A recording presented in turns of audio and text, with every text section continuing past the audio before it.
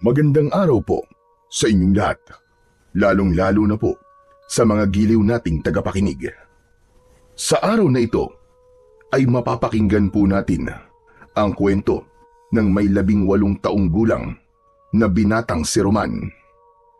Isang anak na mapagmahal at matulungin sa kanyang mga magulang. Paglalako ng uling ang kanilang hanap buhay.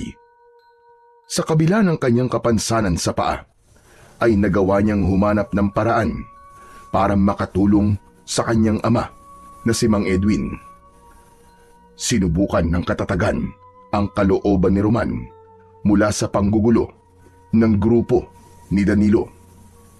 Hindi sinasadyang makilala niya ang isang ermitanyong si Lolo Malik na magtuturo sa kanya kung nasaan ang isang mahiwagang sandata.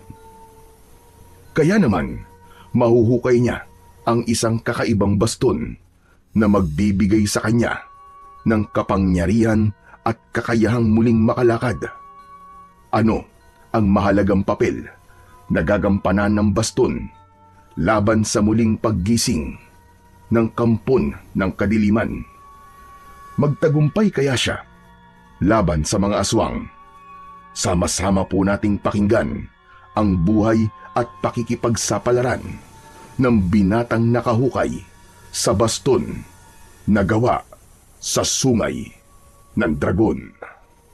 Ngunit bago po ang lahat, mga idol, huwag po nating kalimutang mag-subscribe at i-hit ang notification bell sa aking YouTube channel na The Voice Addict at Apong Isaac para sa mas marami pang makapigil hiningang kwentong aswang at katatakutan mula sa mundo ng kababalaghan.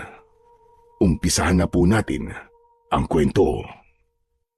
Roman, bakit nakaupo ka pa rin dyan?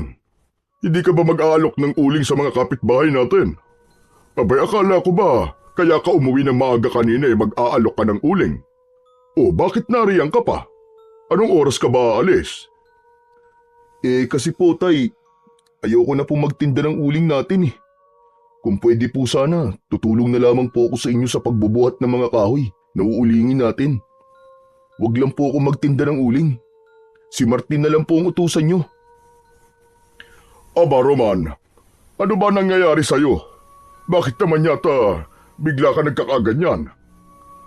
Kasi po, nahihirapan na po ako tay. Si Martin na lang po sana ang utusan nyo tay. Bakit si Martin pa nandiyan ka naman pambihira? Mamaya pang uwi ng kapatid mo Nasa eskwelahan pa yon. Ano naman ba ang dahilan ha, Roman? Sabihin mo nga. Kailangan pa po bang itanong yan, tay? Nahihiya na po kasi ako sa kalagayan ko Palagi na lang po nila akong pinagtatawanan dahil sa hindi raw po pantay ang paglalakad ko. Aba, pambihira ka naman talaga, Roman. Anong pakialam nila sa paglalakad mo? Pinakakain ka ba nila? Bakit mo naman sila papansinin?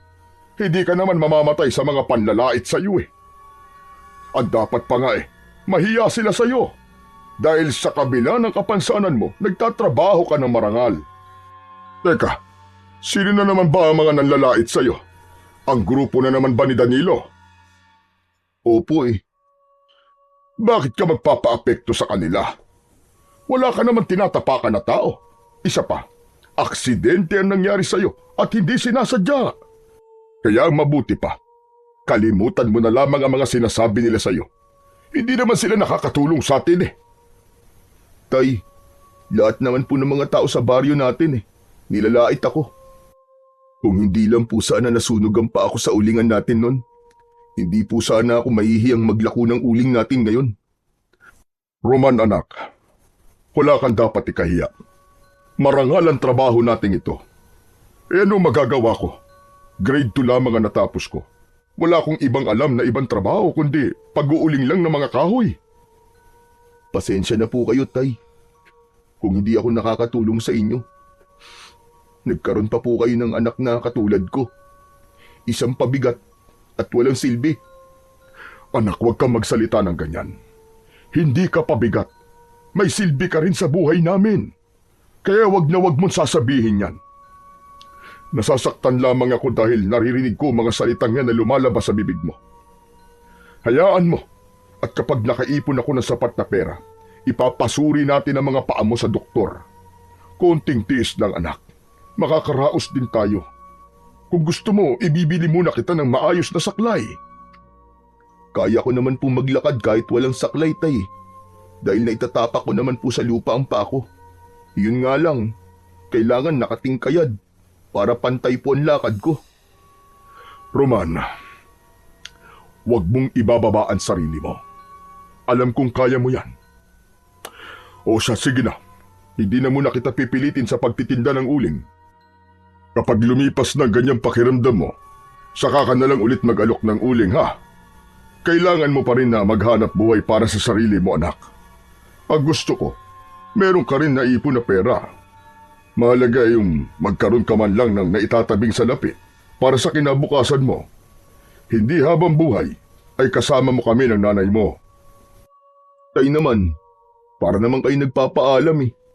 Huwag naman po kayo magsalita ng ganyan. Matagal pa po tayo magkakasama nila nanay at Martin. Tay, pasensya na po kayo sa mga nasabi ko. Hindi ko po naiiwasan ng hindi mainggit sa ibang mga binatang walang kapansanan at malayang nagagawa ang kanilang gusto. Hindi mo kailangan mainggit sa kanila, anak. Higit na pinagpapala ng Diyos ang mga taong may kapansanan. Hindi mo ba nakikita? Maayos nga ang kalagayan nila, pero nasa naman sila ngayon? Ayun! Sakit ng ulo ng mga magulang nila dahil hindi tumutulong sa kanilang pamilya. Lasinggero at madalas na napapasama pa sa gulo. Katulad na lamang ni Danilo. Ganong klaseng anak ba ang gusto mong tularan, ha, Roman? Siyempre naman po, tay, hindi. O sige na, magpahinga ka na muna at magpapahanda na lang ako ng tanghalian natin sa nanay mo para mamaya may aalo ko na ang uling sa mga kapitbahay natin. Nahabol na lamang ng tingin nang may 18 taong gulang na binatang si Roman ang kanyang ama na si Mang Edwin. Papasok ito sa kusina kung saan ay naroon naman ang kanyang ina na si Aling Matilde na nagluluto ng kanilang ulam para sa kanilang tanghalian. Naiwan siyang nakaupo sa bangko na gawa sa kawayan habang nakatanaw sa labas ng kanilang bintana at nakikita ang mga batang malayang nakakapaglaro sa harapan ng kanilang bahay. Isang malalim na buntong hininga ang pinakawalan ni Roman. Muli niyang pinagmasdan ang kanyang lumiliit na paa. 10 taon na ang nakalipas mula nang aksidente siyang mahulog sa ulingan ng kanyang ama. Mabuti na lang at merong isang matandang lalaki na nagmalasakit sa kanya para tulungan siyang makaahon sa ulingan. Ang matanda naman na tumulong sa kanya ay biglang nawala, ngunit sigurado siyang may sunog din ito sa likod. Sa baryo ng San Felix, na malayo sa bayan, ay talamak ang pag-uuling gamit ang mga kahoy sa kabundukan. Walang ibang pinagkukunan ng pangangailangan ng mga taong naninirahan sa baryo. Tanging pag-uuling lamang ng kahoy ang kanilang hanap buhay. Ang paraan ng kanilang pag-uuling ay kakaiba kumpara sa ibang lugar. Meron lamang itong isang balon na kadalasan na pinagtatambakan ng mga kahoy. Sa kanila yon, lalagyan ng ipa ng palay at lupa sa ibabaw bago nila ito sindihan. Halos tumatagal lamang yon ng 2 araw. Depende sa dami ng kahoy na nakatambak. Kailangan nilang hakutin ang mga napupulot na kahoy mula sa bundok, papunta sa tambakan, at kadalasan, kahit buhay pa ang mga puno, ay pinuputol na ito ng mga tao para ulingin. Halos lahat ng gubat sa baryo na yon ay nakakalbo na dahil sa walang tigil na pag-uuling. Ang iba naman ay merong sariling palayan, kaya masyado nilang minamaliit ang hanap buhay ng iilan. Dahil ang mga mag-uuling daw ay walang iniwan sa mga manok. Isang kahig, isang tuka na dapat daw iwasan dahil baka raw mahawa ng kahirapan. Isang paniniwalang labis na nagpapahirap sa buong pamilya ng mag-uuling. Anak, tara na sa kusina. Nakapaganda na ng tanghalian ng nanay mo. Halika na rito. Nagulat si Roman sa biglang pagsasalita ni Mang Edwin sa kanyang tabi habang nakatanaw pa rin siya sa labas ng bintana. Inalalayan siya ng kanyang ama na tumayo. Saka naglakad papasok sa kusina. Nadatnan niya roon si Aling Matilde na naghahanda ng plato at kutsara para sa kanila. Nasanay siya sa pagsisilbi ng kanyang mga magulang sa kanya. Kaya kung meron man siyang pinagpapasalamat sa Panginoon, yun ay biniyayaan siya ng mapagmahal na mga magulang. Kaya naman, mas lalo siyang nakukonsensya sa hindi niya pag-aalok ng uling sa kanilang mga kapitbahay. Pagkatapos kumain, ay nagsalita si Roman para sabihing balak na niyang maglako ng uling at hindi na lang niya papansinin si Danilo. Oh, biglaan naman yata ang pagbabago ng isip mo. Sigurado ka na ba dyan, anak? Hindi naman kita pinipilit na maglako ng uling eh. Magaling ka kasing manghila ng mga suki. Lahat sila napapabili mo. Pero kung mahihirapan ka naman, Roman, pwede naman ako na lang ang gagawa para sa'yo. Tay, sigurado na po ako. Ako na lang po maglalako ng uling natin. Pasensya na po sa mga nasabi ko po kanina. Ano ka ba naman, anak? Hindi ka naman ibang tao eh. Anak kita at naiintindihan ko kung anong nararamdaman mo. Kaya hindi mo na kailangan humingi ng pasensya. Kaming mga magulang mo, ang dapat na humingi ng pasensya sa iyo, anak. Dahil ganitong buhay lamang ang kaya kong maibigay sa inyong magkapatid. Kung ako nga lang ang masusunod, ang gusto ko mabigyan kayo ng magandang buhay. At tungkol naman dun sa mga taong nanlalait sa kalagayan mo, kung hindi lang talaga masamang gumante, baka inumbag ko na ng suntok ang lahat ng mga taong nanlalait sa iyo, anak. Tay naman, puro naman po kayo biro eh. Hindi ako nagbibiro, Roman. Kapag nagkaroon ka ng pamilya at mga anak, mararamdaman mo rin kung gaano kasakit ang marinig na sinasaktan ng ibang taong yung anak. Parang gusto mong pumatay kapag ikaw mismo makakakita sa sakit na nararanasan ng anak mo. Pero siyempre, hindi mo pa alam yon dahil binata ka pa. Saglit na natigilan si Mang Edwin nang magsalita ang asawang si Matilde. Sinabi ng kanyang ina na hanggat maaari ay iwasan ng makipag-away sa kapwa. Masaya raw ang buhay nang walang kagalit at wag na raw gayahin ang katwiran ni Mang Edwin. Sus, ayan ka na naman. Panira ka naman ang usapan, mahal eh. Nagmamalaki na nga ako sa anak mo eh. Ibinagsak mo pa ako. Halika nga rito sa tabi ko. Ang bango-bango talaga ng mahal ko. Hindi ka na talaga mabiro. Minsan na nga lang akong magmayabang sa anak mo eh. Kinontra mo pa. Teka, bakit ba itong manok mo lasang tinola? Napahagikgik ng tawa si Aling Matilde sa pagbibiro na yun ni Mang Edwin. Napangiti na lamang ang binatang si Roman dahil kahit kaharap siya ng mga ito ay hindi maawat ang dalawa sa paglalampungan. Isang bagay na ipinagmamalaki niya sa iba dahil meron siyang masayahing pamilya. Maya-maya ay inihanda na ni Roman ang kanyang tungkod na gawa sa kawayan. Simple lamang yun na baston na madalas niyang ginagamit kapag naglalako siya ng uling. Pagkatapos niyang maialok ang uling, si Mang Edwin naman ang nagdadala sa bahay ng kanilang mga suki. Malayo ang kailangang lakarin ni Roman bago siya makarating sa bayan dahil dadaan pa siya sa kakahuyan na unti-unti na ring nakakalbo ng dahil naman sa pagkakaingin. Yun naman ang lamang nila sa ibang mag-uuling. Sa kanila ibinibigay ang mga naputol na kahoy kapalit ng paglilinis nila sa kaingin. Ang kaingin ay taniman ng mga gulay na madalas na pinagkukunan ng kanilang pagkain. Palaging magkadikit ang magkakaingin at ang mga mag-uuling para walang nasasayang na produkto.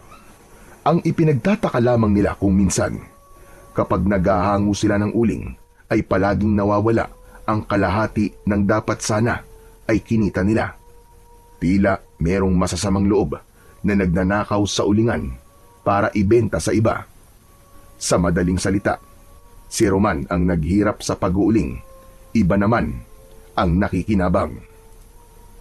Madalas ay nauuna pa sa kanilang maghango ng uling. Hanggang ngayon ay sakit pa rin ng kanilang ulo ang taong nagnanakaw sa kanilang mga uling.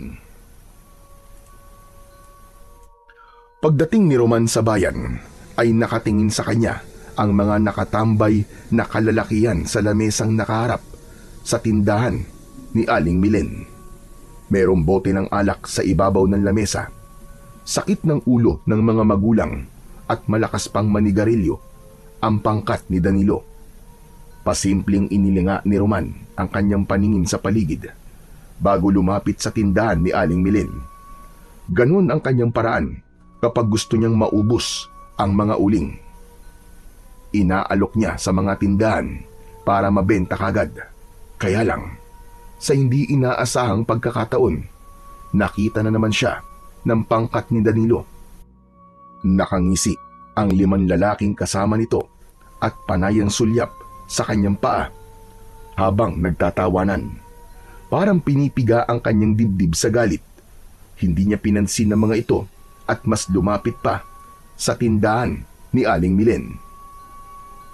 Aling Milen, bibili po ba kayo ng uling?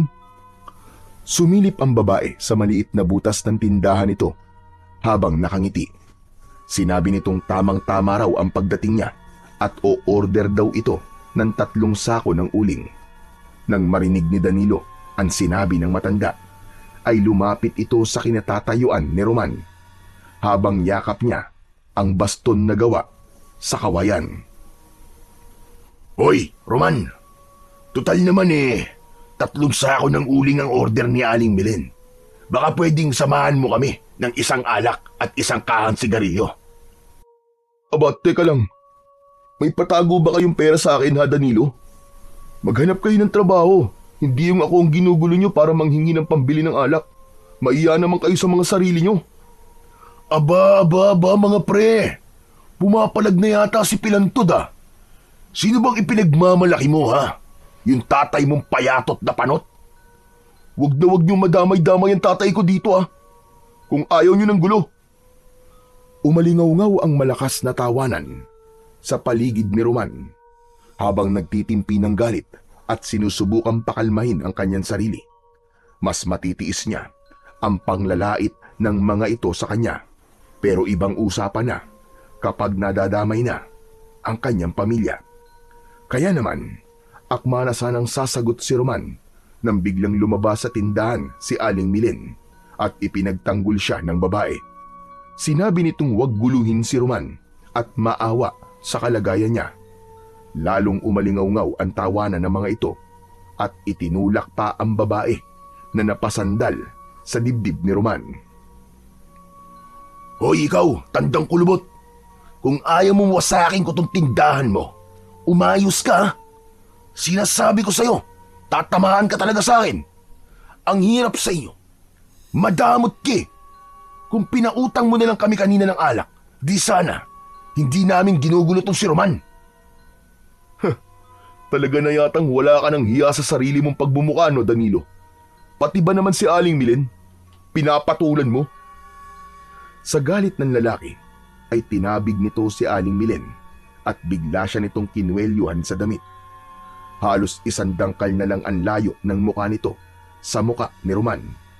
Kaya naman, amoy na amoy niya ang alak sa bibig nito. Hindi nakaligtas sa paningin ni Danilo ang pagniwi ng mukha ni Roman. Aba, akala mo kung sinong mabango ang hininga? Talaga bang pinipikon mo ko ha, Pilantod?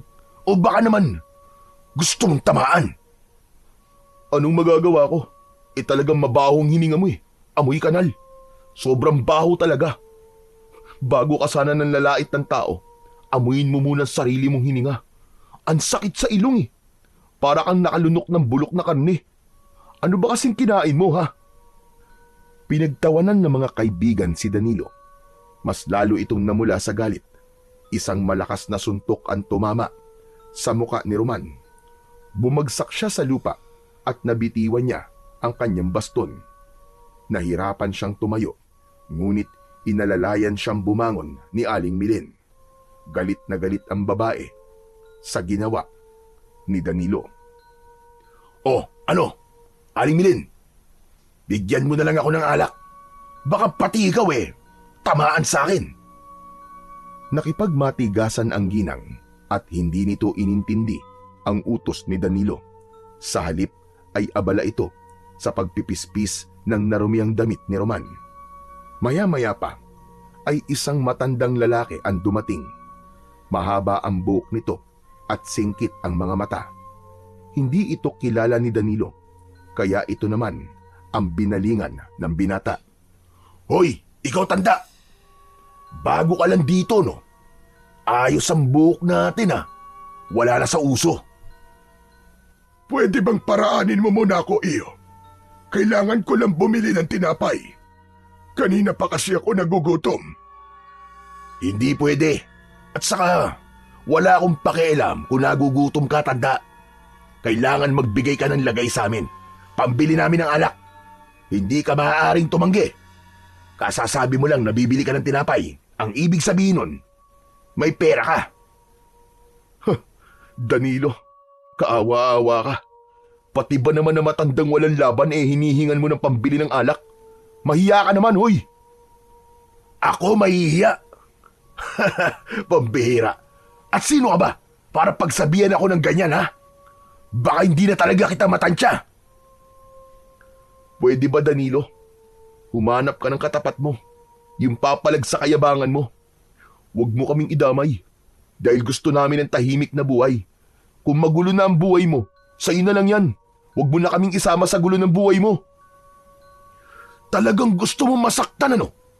Pilay ka na nga. Ang lakas pa ng loob mong kalabanin ako. Saka ano sabi mo? Tahimik na buhay ba ang gusto mo? Paano yan? Gusto ko talaga ng gulo Kanina pa ako nagtitimpi sa pagsagot-sagot mo sa akin, Roman, ha? Lalabang ka na ba, ha? Papalag ka na?" Muling umawat si Aling Milin sa dalawang lalaki na nagbabanggaan. Pumagitna ito sa kanilang dalawa ni Danilo, pero itinulak ng lalaki at natumba ang babae kasama ng matanda. Bumagsak ang mga ito sa lupa. Hindi na nakapagtimpi ng galit si Roman. Agad niyang binigwasan ng suntok ang muka ni Danilo. Nagulat ang mga kasama nito, kaya tumayo at lumapit kay Roman. Subalit kahit napapalibutan siya ng mga kalalakihan, ay lumaban pa rin siya sa mga ito. Matagal na siyang nagtitiis sa halos araw-araw na panlalait ng mga ito sa kanyang kalagayan. Hindi na niya kayang palampasin pa kung may mga taong nadadamay na nang dahil sa kanya. Nilapitan ulit ni Roman si Danilo na nakahiga sa lupa. Dahil lasing ito, ay dinamdam nito ang malalakas niyang suntok. Kaya naman, sinakyan niya ang tiyan nito at paulit-ulit niyang sinuntok ang mukha ni Danilo. Pinagtulungan na rin siya ng mga kainuman nito. Ngunit hindi siya natinag. Hindi niya pinansin ang tama ng mga suntok at sipa sa kanyang katawan. Tuloy pa rin ang pagsuntok niya sa mukha ng lalaki. Hanggang sa may naramdaman siya na kamay na pumigil sa kanyang balikat. "Tama na! Tama na, Roman! Awat na! Baka mapatay mo si Danilo! Tumabi kayo! Tama na! Nakikisali pa kayo sa gulo. Imbis na pigilan niyo si Danilo sa panggugulo, ay sinusuportahan niyo pa!" Nagulat si Roman nang biglang sinuntok ng mga ito ang matanda. Kaya naman, kahit hirap siyang tumayo, ay lumaban pa rin siya at iniligtas ang matanda. Lalo na nang basagin ng matabang lalaki ang bote ng alak sa lamesa at itinutok ang bubog sa kanila. Iwinasiwas nito ang bubog upang atakihin si Roman. Kaya't naisip ni Roman na ihanda ang kanyang baston upang yun ang gamitin niya panlaban sa nagwawalang lalaki. Dahil hindi niya kayang tumagal sa pagkakatayo, hinampas niya ng baston ng kamay ng lalaki. Dalawang magkasunod ang ginawa niya. Kaya naman, nabitiwan ng lalaki ang bubog. Tuluyan ang nagdilim ang kanyang paningin. Magkakasunod na hagupit ang ginawa niya sa katawan nito hanggang sa kumaripas ito ng takbo kasama ang ibang mga kaibigan ni Danilo. Iniwan ng mga ito si Danilo na nakatulog na sa lupa. Sinabi ni Aling Belen na ito na ang bahala kay Danilo at kailangan daw na umalis kagad si Roman sa tindahan dahil baka raw balikan siya ng mga kaibigan ni Danilo. Akma na sanang hahakbang si Roman paalis sa lugar na yon nang maramdaman niya ang kamay ng matanda na pumipigil sa kanyang braso. Napatingin siya sa mukha nito at napansin niyang may dugo ang labi nito. Sumama ka sa akin, Roman. Gagamutin ko ang sugat mo. Pero tatang, may sugat din po kayo ah. Oo, kaya nga sumama ka na muna sa akin sa bahay. Hindi naman masasayang ang oras mo dahil bibiling ko ang ilang sakong uling na matitira sa order ni Milen. O ano, ayos ba sa iyo yun? Aba, kahit hindi niyo na po bilin tatang, pwede ko naman po kayong gamutin nang walang kapalit. Pasensya na po. Kung pati ikaw nadamay. Salamat po sa pagkakaligtas niyo sa akin ha. Nagkakamali ka, Roman. Ako ang iniligtas mo at natuto kang lumaban sa kanila nang dahil sa akin. Kasamaan ng mga kabataan na yon ay palaging may naghihintay na kaparusahan. Tara na, hindi tayo maaaring magtagal dito dahil medyo malayo ang bahay ko. Sumama ka sa akin para malaman mo kung nasaan ang bahay ko. Para sa oras na muli akong bumili ng uling sa iyo, ay alam mo na ang pagpunta ron. Nagsimula na ang dalawa sa paglalakad papasok sa kakahuyan. Ngayon lamang nakita ni Roman ang matanda pero magaan ang kanyang loob dito. Nakilala niya lamang ito sa pangalang Lolo Malik dahil yun ang narinig niya kanina na sinambit ni Aling Milen. Habang tinatahak nila ang daan papunta sa bahay nito ay biglang nagsalita ang matanda.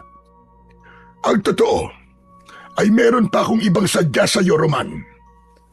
Matagal ko nang binabantayan ang lugar na ito dahil sa sandatang nakabaon sa lupa sa gitna ng kagubatan. Tanging ikaw lamang na merong mabuting puso ang may kakayahang humukay sa sandatang tinutukoy ko. Ha? Para sa naman po yung sandata, Lolo Malik? Para sa mga taong gustong manakit sa'yo. Hindi naman po ako natatakot kay Danilo Hindi na po kailangan ng sandata para paghandaan ang panggugulo nila sa akin. Isa pa po, napilitan lang naman po akong lumaban sa kanila dahil sumusobra na po siya. Halos araw-araw ganun po ang ginagawa nila. At saka wala na po siyang pakialam kung matanda o may kapansanan ng ginugulo niya. Hindi yun ang tinutukoy ko, Roman, kundi sandata para sa mga nilalang na matagal nang gumagambala sa mga tao. Ano? At teka, sandali lang po, Lolo Malik. Ano po bang nilalang ang sinasabi niyong gumagambala sa mga tao? Sila ang mga nilalang na nagtatago sa dilim. Sa gubat na to makikita mo ang tunay na sitwasyon ng Barrio San Felix. Ang lihim na pagkamatay ng mga biktima. Alam ni Kapitan Basco, lahat sila ay mag-uuling ng kahoy. Darating ang araw na kayo naman ang malalagay sa panganib. Kaya nararapat lamang na pigilan ang masasamang gawain ni Kapitan Basco. Biglang tumigil sa paglalakad si Roman at tumitig siya sa muka ni Lolo Malik. Hindi niya alam kung ano ang ibig sabihin ng matanda, pero nasisiguro niyang merong itinatagong lihim ang punong barangay sa kanila. Kaya naman nasabi yun ni Lolo Malik. Ano po ba ang ibig niyo sabihin, Lolo Malik? Nakikita mo ba kung ano ang pinagkakaguluhan ng mga tanod ni Kapitan Basco? Tumingin si Roman sa gawin ng mga taong nakapalibot sa bahagi ng lupa na parang may nakahigang tao. Nag-uusap ang mga ito at hindi napapansin na nandoon sila Lolo Malik. Pag umalis na ang mga taong yan, pagmasdan mo ang itsura ng katawan ng biktima, malalaman mo kung ano ang ibig kong sabihin sa iyo. Totoo na nagkakaroon ng nakawan ng uling, ngunit hindi tao may gawa nun. kundi isang nilalang na gumagamit ng itim na kapangyarihan. Pangunahing sangkap sa kanyang ritual ang uling dahil may kakayahan siyang gumawa ng aswang na hukluban. Ano ho? Aswang na hukluban po ba ang tinutukoy niyong nilalang na gumagambala sa mga tao dito? Oo, Roman. Ang mga aswang hukluban na nag-aanyong ibon na uwak sa gabi. Teka, Lolo Malik. Kung ganun po, sila ang may gawa sa biktima at sila rin po ang dahilan kung bakit palaging may nababalita ang nawawalan ng uling? Tama ka, Roman. At isa pa, hinahanap rin nila ang batang nasunog ang paa 10 taon na ang nakalipas. Dahil ang batang yon ang tagapangalaga sa baston. Ang baston ang kukumpleto sa sangkap nila para sa ritual upang gisingin ang natutulog na itim na dragon. Po, ano pong sangkap sa ritual? Isang malaking kawak na mayroong dugo ng tao at maraming uling para gumawa ng aswang at gisingin ang halimaw na matagal nang natutulog. Teka, sandali lang naman po, Lolo Malik. Hindi ko po maintindihan ang mga sinasabi niyo eh. Bago lang po sa pandinig ko ang aswang na nabanggit niyo kanina. Pati po yung tungkol sa ritual. Gusto ko po malaman kung ano bang klase ng aswang ang ginagawa nila sa pamamagitan po ng uling. Yun na nga, tulad ng sinabi ko kanina, aswang na hukluban ang tawag sa mga nilalang na may mahahabang ilong. Sila ay may kakayahang mag-anyong uwak para pumatay ng kanilang biktima. Uwak na halos kasing laki ng tao na kayang dumagit ng biktima para dalhin sa kanilang kuta at magsagawa ng ritual. Kaya hindi ka pamilyar sa tinutukoy ko dahil magagaling silang magpanggap. Kaya nilang mag-anyong ordinaryong tao. Hindi nga po ako pamilyar sa aswang na tinutukoy niyo. Bakit naman po nila hinahanap ang batang nasunog ang paa nang dahil po sa uling o baston? Kagaya ng sinabi ko, ang baston ang pinakahuling sangkap. Para yon ang magsisilbing sandok para gisingin ang itim na dragon. Kaya nila hinahanap ang bata dahil sa lamang ang makakahukay sa baston. Dahil naniniwala silang ang batang may uri ng ganong kalagayan ang makakakuha ng isang kakaibang baston na magagamit laban sa kanilang pinuno. Mapanganib ang paghahanap sa sandata dahil maaaring manganib din ang buhay ng pamilya ng tagapangalaga. Subalit ang nakatakda ay siyang mangyayari kahit tanggihan pa ito ng batang hinirang. Kung ganun po, akala niyo ako ang batang hinirang na matagal na nilang hinahanap? Ganun po ba? Hindi yon isang akala, Roman. Sapagkat sigurado ko na ikaw ang nakatakda 10 taon na ang nakakalipas. Napatunayan ko rin yon kanina habang nakikipaglaban ka sa grupo ni Danilo. Hindi ka ba nagtataka na marunong kang gumamit ng baston kahit hindi ka naman naturuan kung paanong gumamit nun? Lolo Malik, ano po bang klase ng baston ang tinutukoy niyo? Isang baston na gawa sa ulo ng dragon. Kailangan mong hukayin ang kinaroroonan ng baston dahil nagpapakita lamang ito sa kanyang tagapangalaga. Hindi ko alam kung bakit ikaw ang hinirang para sa baston. Hindi na natapos ni Lolo Malik ang sinasabi nito dahil umalis na ang mga tanod at naiwan na lamang ang 2 lalaki na nagdudukal ng lupa para itago ang katawan ng biktima. Yun ang katotohanan kung bakit hanggang ngayon ay wala pa ring nakakaalam na mayroong mga aswang na gumagala sa kanilang lugar at hindi yun alam ng kanyang ama na si Mang Edwin. Halika, lapitan natin sila, iyo, at pagmasdan mo ang itsura ng biktima. Paika-ika na naglakad si Roman kasama ang matanda. Lumapit sila sa kinaroroonan ng biktima. Nagalit sa kanila ang 2 lalaki na may hawak na pala pero hindi nagpaawat si Lolo Malik. Sa halip, tinakot nito ang 2 lalaki na ipagkakalat sa lahat ang katotohanan na nangyayari sa kanilang baryo. Nagkatinginan muna ang mga ito bago pumayag sa gusto ng matanda. Halos manlaki ang mga mata ni Roman nang makitang tadtad ng tuka sa katawan ang biktima.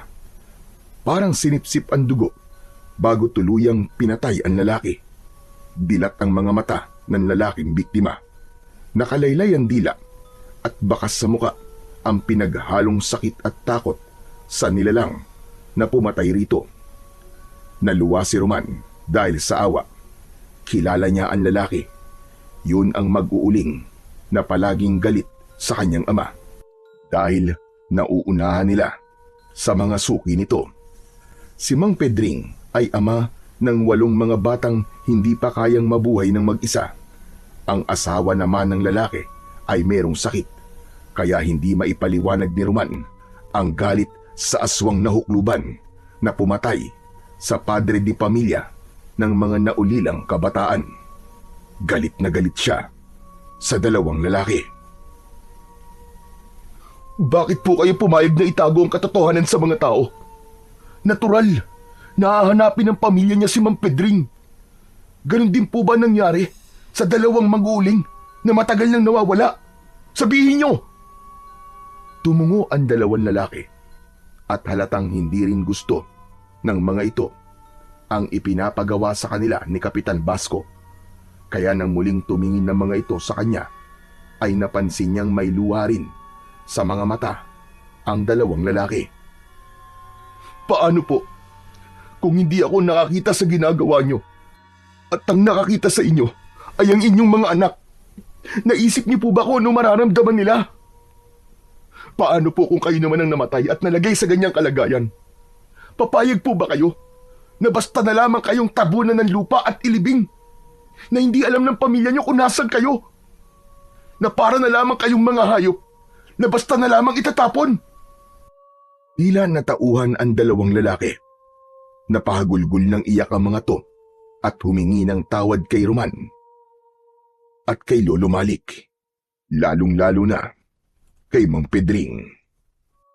Panahon na para malaman ng mga taon tungkol sa aswang na hukluban. Kayo naman, hindi kayo dapat nagpapatalo sa punong barangay natin dahil mali ang kanyang ginagawa. Wala kayong ipinagkaiba sa mga mamamatay tao dahil para na rin kayo ang pumatay kay Pedring.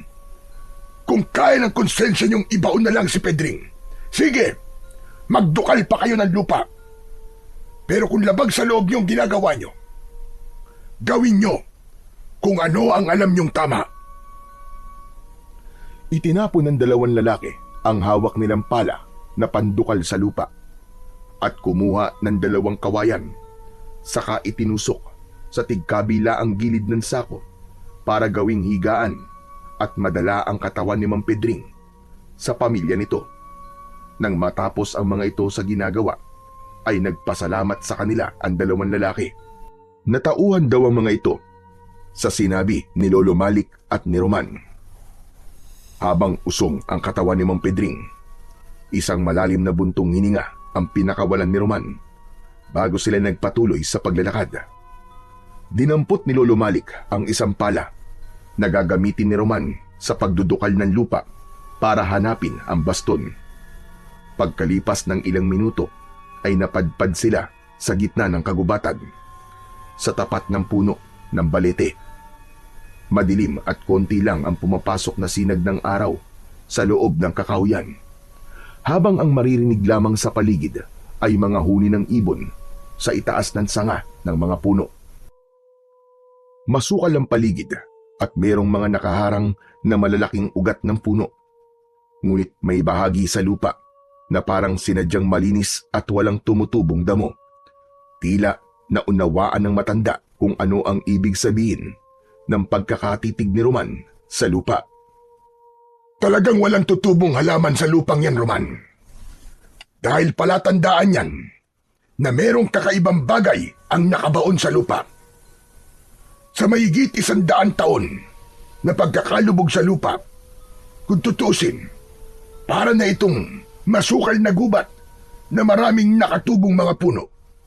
Ngunit maging ang mga puno ay pinoprotektahan ng bahagi ng pinagbaunan ng baston.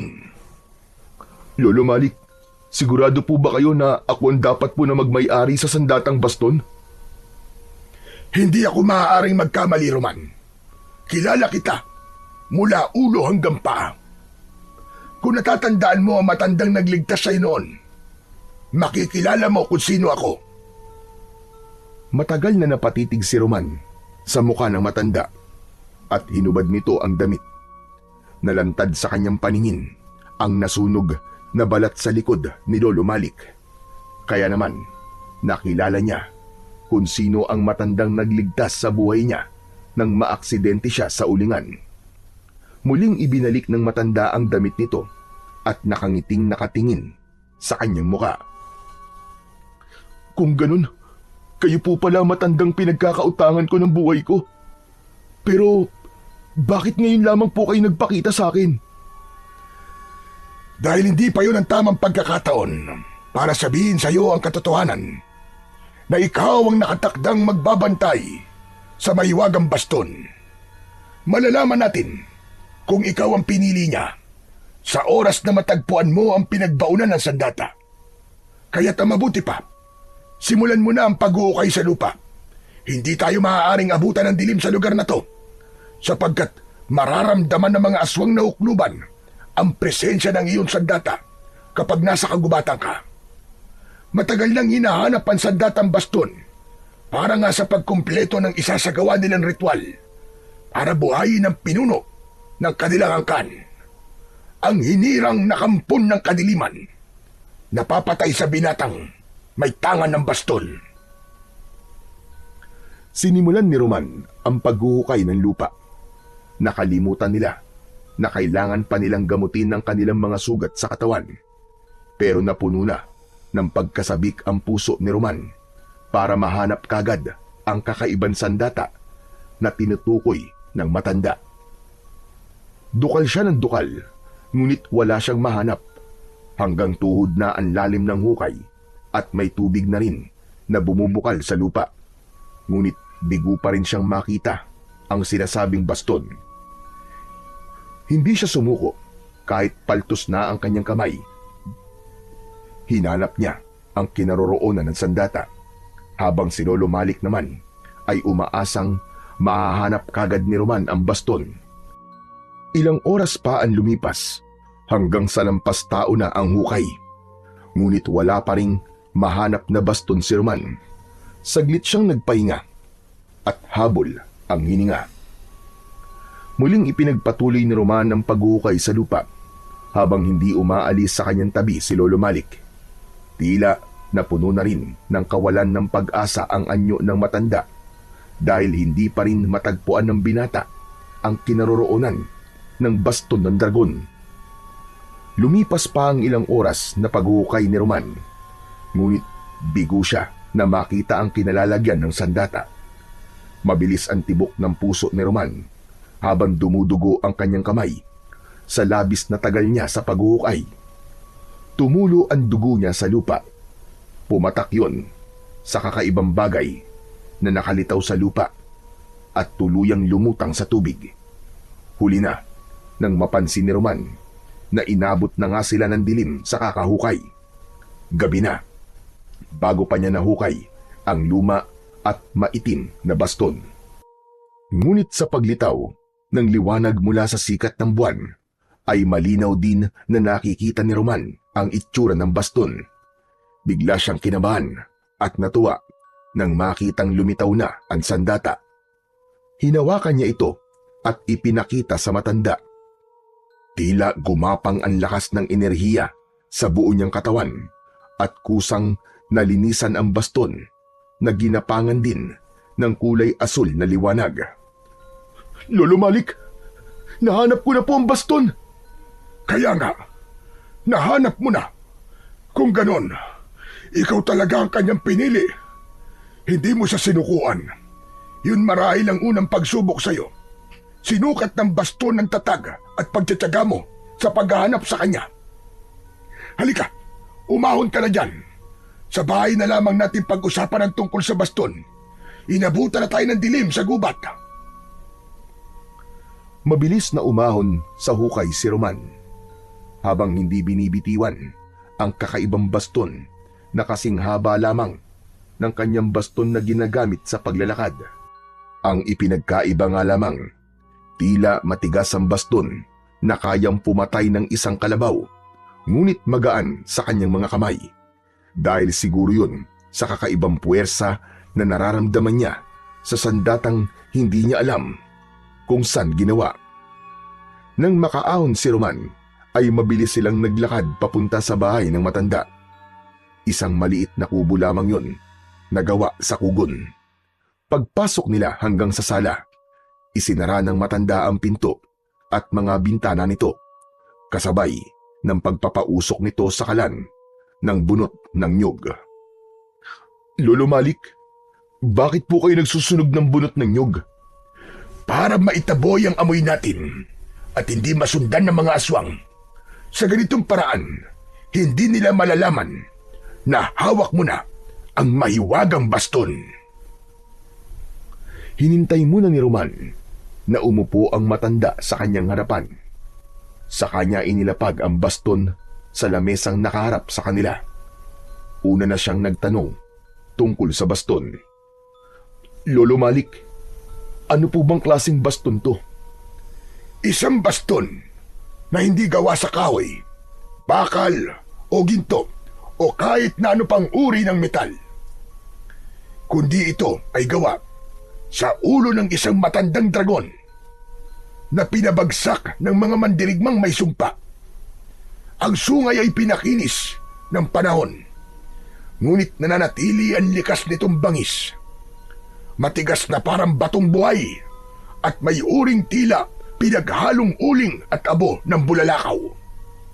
Pero ang kabuuan ng baston ay gawa sa sungay ng dragon. Taglay nito ang kakaibang kapangyarihan na tatalo sa lahat ng kampon ng kadiliman. Pinagmasdan ni Roman ang nakuhang baston sa kahinawakan. Tila nararamdaman ng baston ang mabilis na pagtibok ng kanyang puso habang mahigpit ang hawak niya sa gitna ng baston. Ang katawan ng baston ay may likas na kurbada, parang sinusundan ng galaw ng kidlat at hangin. Sa bawat galaw nito, may bahagyang tunog na tila bulong ng hangin mula sa kabundukan. Sa gitna ng baston, may ukit na hugis mata.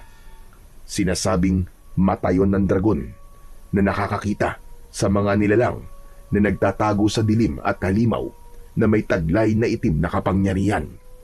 Bagamat ang dulo ng baston ay wala na ang hugis ng sungay ng dragon, makikita pa rin ang kakaibang disenyo ng sandata na ngayon lang niya nakita at nahawakan.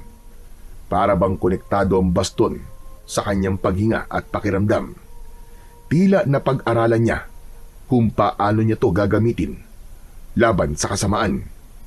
Habang ang dulo ng baston ay may balat ng dragon na pinulupot, hindi para palamuti, kundi bilang pananggalang sa mga espiritong mapanlinlang.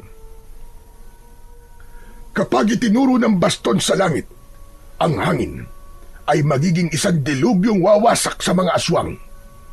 Kapag isinaksak naman ito sa lupa, ang mga ugat ng mga puno ay gagalaw hanggang sa maubo sa mga aswang sa pamamagitan ng pagyanig ng paligid.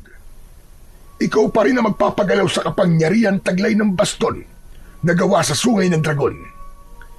Hindi ito baston ng karaniwang tao. Ito'y baston ng tagapangalaga ng lihim ng mga tagasunod ng dragon. Sa bawat hawak nito, bumibigat ang hangin at ang mga nilalang ng dilim ay mapapaurong.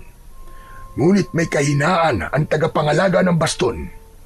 Hindi ka maaaring humawak sa uling.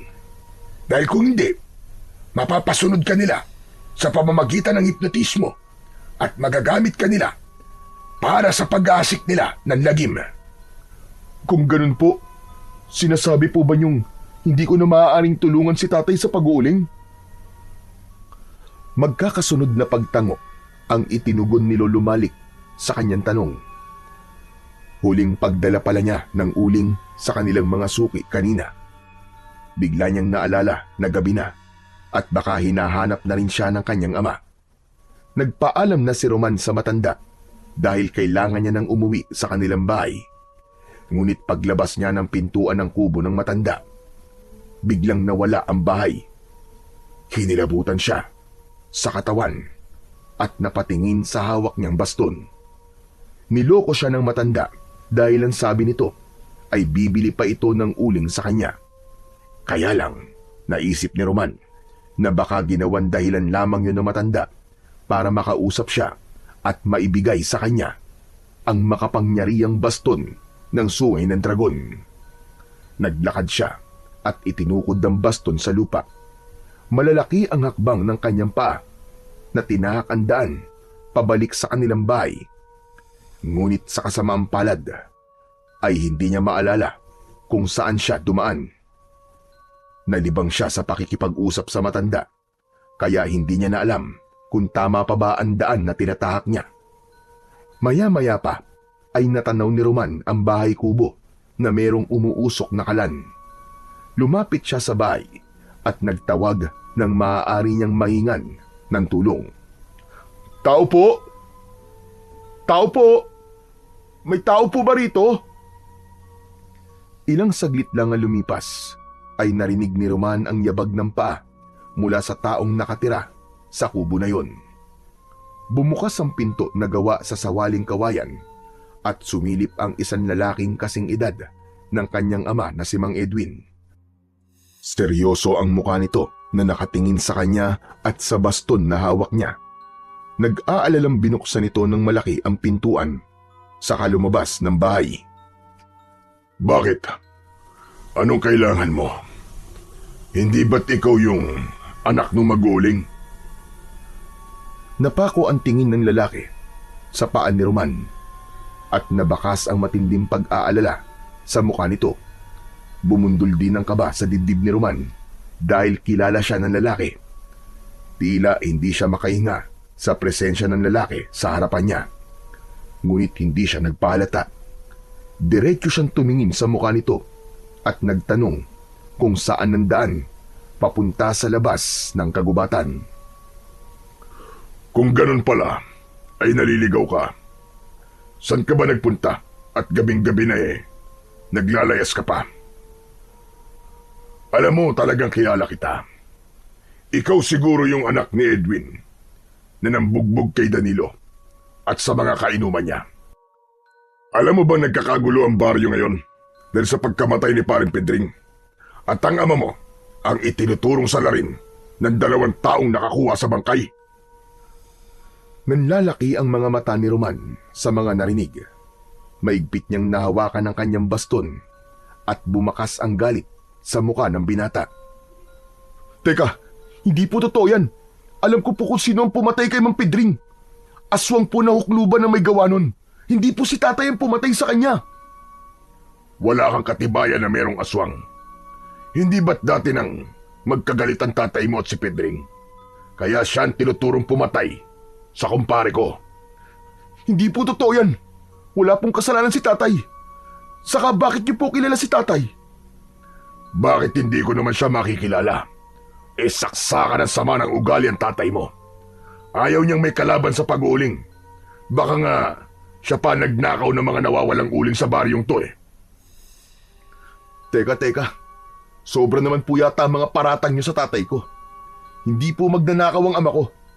Mabuti po siyang tao at hindi masamang ugali ng tatay ko. Makakaalis ka na. Ikaw na lamang ang umalam kung saan ang tamang daan palabas ng kagubatan. Wala ka na magagawa dahil kanina pa dinala ng mga tanod at ni Kapitan ng iyong ama para parusahan.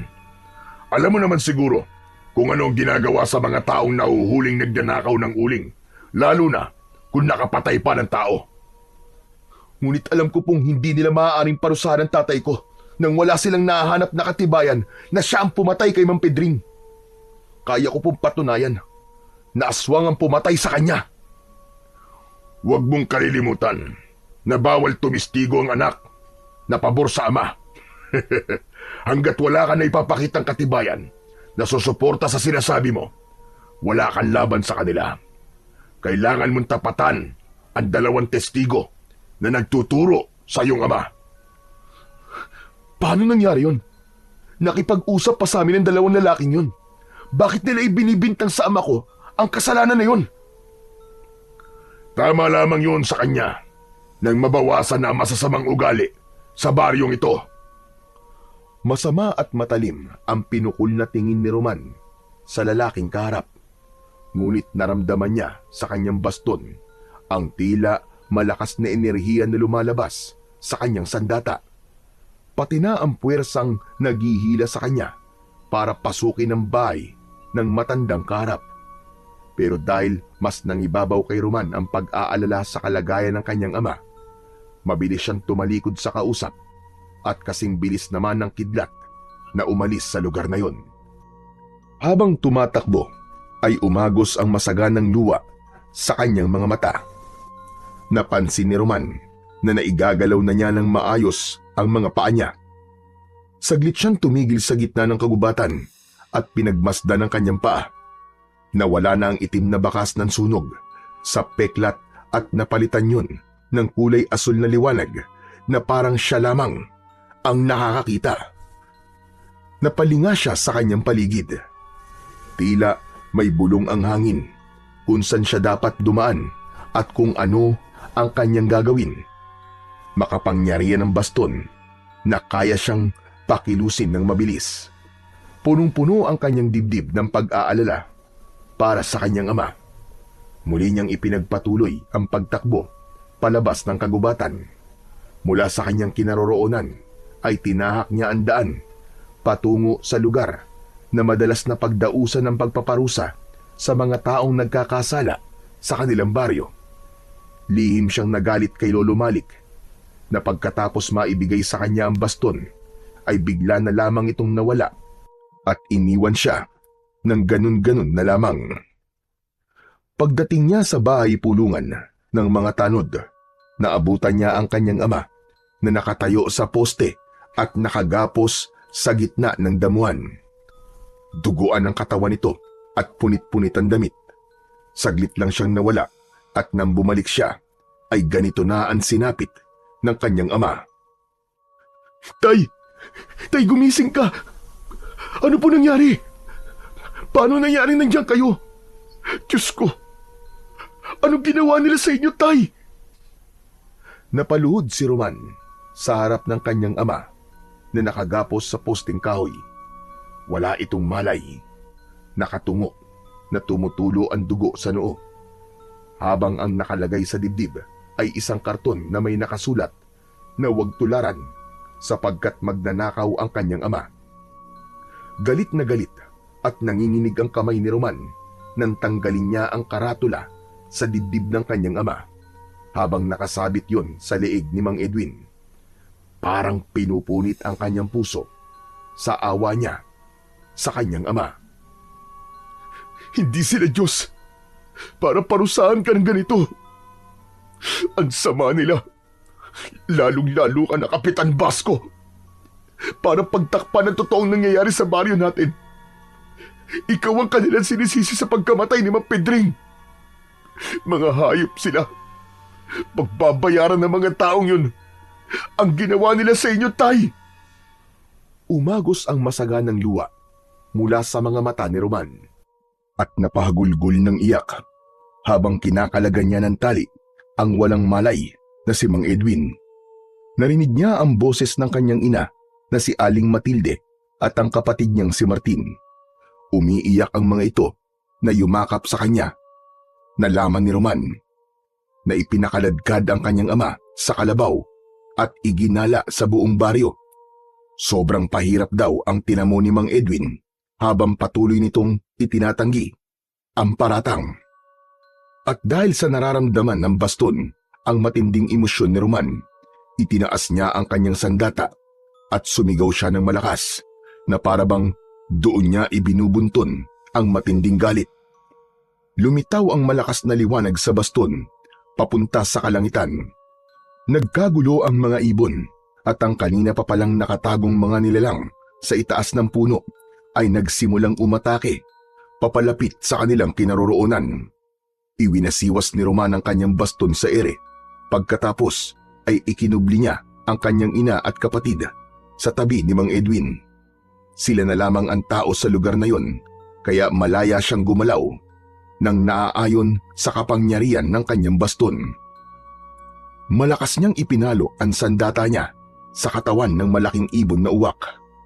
Bawat tamaan ng kanyang sandata ay bumabagsak ang mga ito sa lupa habang nagkikikisay ang katawan, hanggang sa maging uling ang katawan ng mga ito na parang sinunog ng apoy ng 3 beses. Nay! Martin! Kahit na anong mangyari, huwag kayong aalis sa tabi ni tatay! Ako na ang lalaban sa mga nilalang na to! Sila mga aswang na totoong pumatay kay Mang Pedring! Patuloy sa pag-atake ang mga aswang na hukluban. Halata ni Roman na balak ng mga ito na kunin ang kanyang baston. Pero dahil sa liwanag na taglay ng kanyang sandata, ay hindi makalapit ang mga ito. Paikot na lumipad ang mga aswang sa kanilang tapat na parabang naghahanap ng pagkakataon kung paanong makukuha ang kanyang sandata. Napuno ng ingay ang buong paligid mula sa huni ng mga aswang na anyong ibon na uwak. Takot na takot ang kanyang ina at kapatid habang yakap ang katawan nang wala pa ring malay na si Mang Edwin. Kaya hindi siya makabuelo sa pakikipaglaban dahil anumang oras na magkamali siya ay buhay ng kanyang pamilya ang nakataya. Kung alam lamang niya na ang buhay ng kanyang pamilya ang malalagay sa panganib, ay hindi na sana niya hinukay ang sandata at hindi na lang sana siya naniwala sa matanda. Hindi nagtagal ay isa-isang bumaba ang mga nilalang sa lupa. 6 na dipa ang layo mula sa kanilang kinatatayuan. Nagbago ang anyo ng mga aswang. Naging mga taong may mahahabang ilong na parang sa tuka ng ibon. Ang pakpak ng mga ito ay nagmistulang isang malapad na tela na kulay itim. Halos sumayad yon sa lupa. Ang halimaw na nasa gitna ng grupo ay ang pinunong nag-uutos sa mga ito para siya ay patayin. May hawak din itong baston, ngunit gawa sa kahoy na merong 3 talim sa dulo na tila gawa sa bakal. Umalingaw-ngaw ang boses nito sa katahimikan ng gabi. Walang sino man ang makakapigil sa malakas na kapangyarihan ko. Kahit ikaw na isang binatang nagtataglay ng baston na gawa sa sungay ng dragon. Yan na lamang ang hinihintay ko para sa ritual na gigising sa mahal naming Panginoon. Hindi kayo magtatagumpay at walang Panginoon ang magigising ng dahil sa baston ko. Kaya humanda kayo dahil ito na ang katapusan yung lahat. Tama na ang satsat. Simulan na natin ang laban. Isang malaking pagwit ng pabilog sa lupa ang ginawa ni Roman. Palibot yun sa kinaroroonan ng kanyang pamilya na parabang yun ang nagsisilbing proteksyon para hindi makalapit ang mga aswang sa kinatatayuan ng kanyang mga magulang at kapatid. Lumitaw ang kulay asul na usok sa palibot ng guwit at sa muling pagsugod ng mga aswang sa kinaroroonan ni Roman ay itinarak niya ang dulo ng kanyang baston sa lupa. Kagaya ng inaasahan, yumanig ang lupa at natumba ang mga nilalang. Tanging ang pinuno lamang ang natirang nakatayo. Sinamantala ni Roman ang pagkakataon, agad siyang sumugod sa mga kalaban at isa-isa niyang pinaghahampas ng kanyang baston ng mga aswang. Tumama ang kanyang sandata sa katawan ng bawat aswang na lumalapit sa kanyang kinaroroonan. Ang mga nilalang na nakahandusay sa lupa ay isa-isa niyang pinagpapapalo ng baston. Kitang-kita niya na unti-unting nasusunog ng apoy ang katawan ng mga ito, hanggang sa natira na lamang sa lupa ay ang kulay itim na kalansay ng mga aswang. Hindi maaari. Paano mo nagawa yun? Magbabayad ka! Sinabi ko naman sa'yo na ito na ang magiging katapusan nyo! Mga demonyo kayo! Isang mabilis na pag-ikot sa ere ang ginawa ni Roman, ngunit lumipad palayo ang mga aswang kasama ang pinuno. Bago tuluyang nakatakas ang iba, ay tinamaan ito ng liwanag na nanggagaling sa baston ni Roman. Bumagsak ang 2 aswang na nahagip ng kanyang baston. At yun ang naisip niya na gamiting katibayan na totoong merong mga aswang sa kanilang lugar. Kasunod ng pagdating ng mga tao sa lugar, marami ang nakakita sa ginawa ni Roman. Ganon din sa itsura ng mga aswang. Kaya maraming mga tao ang nagalit kay Kapitan Basco. Sumugod ang mga ito sa bahay ng punong barangay para magpaliwanag sa naging hatol ng mga ito sa kanyang ama. Binuhat ni Roman si Mang Edwin habang hawak pa rin ang kanyang baston. Kasunod niya ang kanyang ina at si Martin na walang tigil sa pag-iyak. Pagdating nila sa bahay ay kagad na naghanda ng malinis na tubig at damit si Aling Matilde, habang si Roman naman at Martin ay pinagtulungan nilang tanggalin ang damit ni Mang Edwin. Wala pa rin itong malay habang nakahiga sa katre. Pagkatapos ay tumayo si Roman at nagpaalam sa kanyang ina. Nay, Martin, bantayan po muna niyo si tatay. May kailangan lang akong puntahan. Ngunit pinigilan siya ni Aling Matilde. Umiiyak itong nakiusap na huwag siyang umalis. Nagtataka rin ito kung saan niya nakuha ang baston at kung bakit matapang siyang nakipaglaban sa mga aswang. Sinabi rin ito na paano siya nakakalakad. Pinagmasdan ni Roman ang kanyang paa. Nakikita pa rin niya ang liwanag sa kanyang paa, habang ang tingin naman ng kanyang ina sa kanyang paa ay ganun pa rin na may sunog. Baka sa mukha nito ang pagtataka at pag-aalala. Nay, patawarin niyo po ako. Pero kailangan kong makausap ang 2 taong nagturo kay tatay para madiin ang aking ama sa kasalanan na hindi naman niya ginawa. Buhay ni tatay naging kapalit sa mga kasinungalingan at kaduwagan nila sa pagsasabi nila ng katotohanan. Magbabayad sila sa kanilang ginawa. Ngunit mas lalo siyang pinigilan ni Aling Matilde na wag na munang umalis. Hindi pinakinggan ni Roman ang pakiusap ng kanyang ina.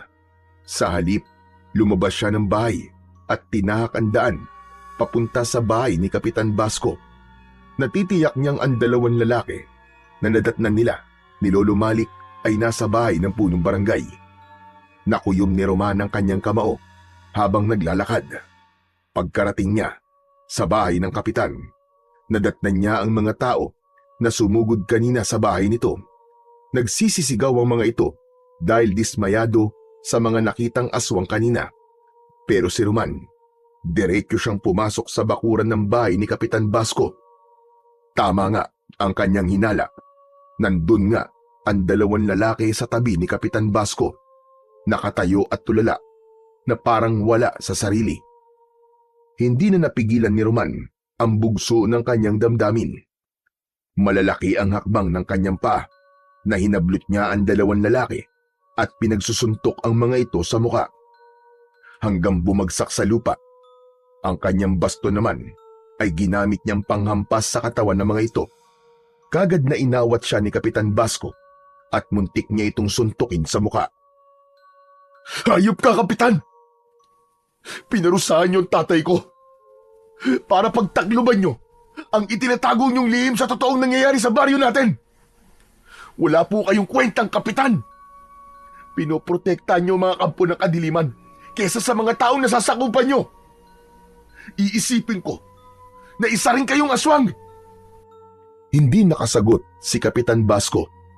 Kasabay ng pagliwanag ng kanyang baston, lumitaw sa kanyang harapan ang tunay na anyo ni Kapitan Basco.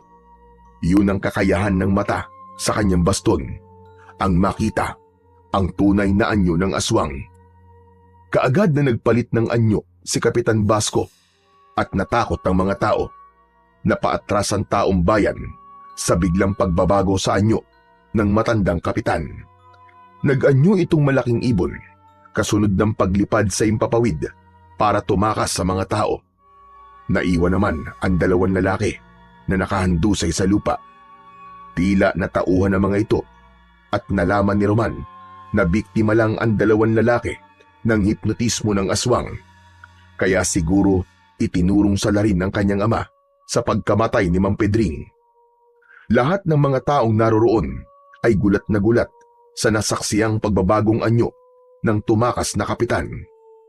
Lahat ay nagpasalamat kay Roman bago tuluyang umalis sa bahay ng kanilang punong barangay. Naiwan si Roman na nakatanaw sa itaas ng langit habang inaaninag ang aninong lumilipad sa impapawid papunta sa liwanag ng bilog na buwan. Mabigat ang hakbang ng kanyang paa na naglakad siya pabalik sa kanilang bahay. Ngunit bigla siyang hinarangan ni Danilo. Hindi niya alam na kanina pa nitong pinagmamasdan ng kanyang paa na maayos na niyang nailalakad. Uy! Totoo nga ang balitang nakakalakad ka na ulit. At totoo rin ang naririnig kong usap-usapan na ikaw raw ang lumaban sa mga aswang at nagpatunay na totoong merong kampo ng kadiliman dito sa baryo natin. Isang bayani na biglang nakalakad. Pambirang swerte yata ang nangyari sa'yo, Roman. Kung balak mo lamang manggulot asarin ako, Danilo, umalis ka na sa harapan ko. Marahil isa ka sa mga taong natutuwa na makitang pinaparusahan ng taong bayan ng tatay ko. Huwag kang mag-alala dahil mangyayari din sa'yo ang sakit na naramdaman ko nang makitang sugatan ng tatay ko. Pagbabayarin ko ang mga aswang na nanggipit sa tatay ko. Kaya kung ayaw mong pagbalingan kita ng galit ko, tumabi ka sa daraanan ko. Wala akong pakialam sa tatay mo. Ang gusto ko, ibigay mo sa akin ang baston mo. Isa pa, hindi ako natatakot sa'yo. Wala akong pakialam kung hindi ka natatakot sa akin, Danilo. Saka teka lang, bakit ko naman ibibigay sa yung baston ko? Aswang ka ba? O inggiterong panot? Siguro aswang ka rin na nagnanais na makuha ang baston sa akin.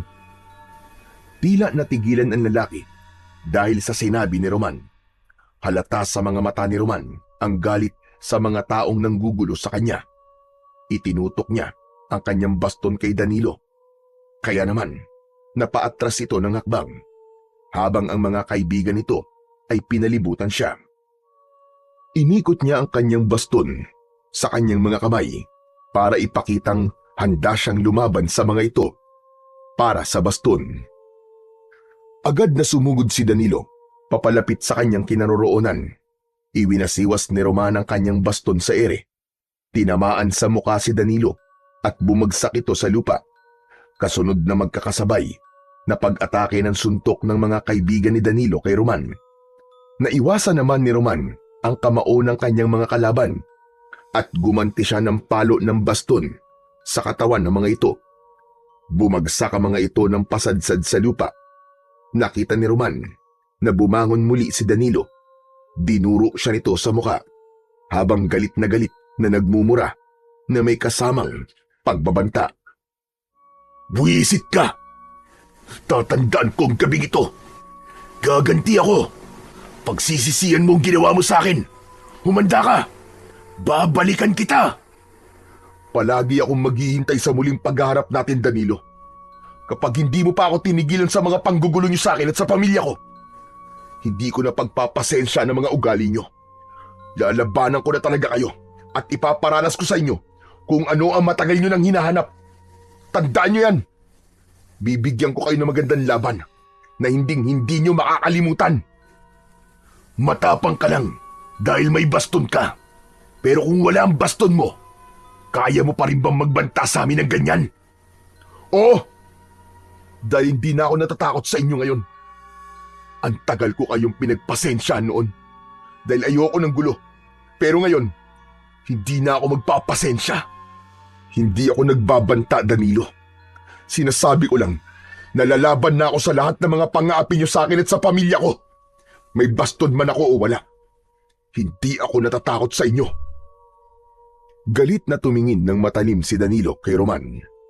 Bago ito tuluyang umalis at naglakad palayo sa kanyang kinaroroonan.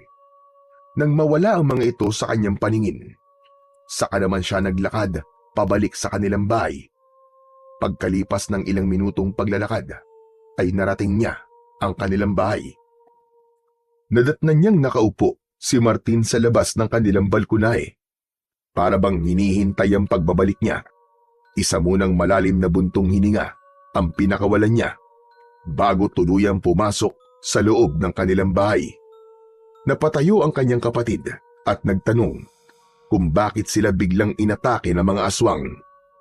Halata sa mukha ni Martin ang galit at pag-aalala sa nangyayari sa kanilang ama.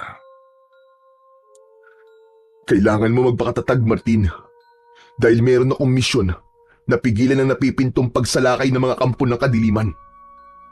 Iniipit nila si tatay para mapunta ang atensyon ng mga tao sa ating ama. Pero alam na ng mga tao ngayon ang tungkol sa mga aswang na hukluban. Kaya huwag ka mag-alala. Kailangan kita ngayon para matapos na ang kaguluhan to. Ikaw ang aasahan kong magbabantay sa mga magulang natin, Martin. Habang wala ako, bantayan mo sila na maigi. Maya-maya pa ay lumabas naman ang pintuan ng kanilang ina na si Aling Matilde para sabihin na nagkamalay na ang kanilang ama. Mabilis ang hakbang ni Roman patungo sa silid ni Mang Edwin. Pagdating niya sa kwarto ay nakita niyang nakaupo si Mang Edwin sa gilid ng katre. Parang binabayo ng maso ang dibdib ni Roman nang makita ang kalagayan ng kanyang ama. Marami ang tinamong sugat nito sa katawan. Kitang-kita niya ang bakas ng pagpapahirap ng mga tao kay Mang Edwin. Agad siyang lumapit dito at hinawakan ng dalawang kamay ng kanyang ama. Tay, patawarin niyo ako. Hindi po kagad kita nailigtas. Hindi ko po alam na pinagbintangan nila kayo na magnanakaw at pumatay kay Mang Pedring. Alam ko po na wala kayong kasalanan, tay.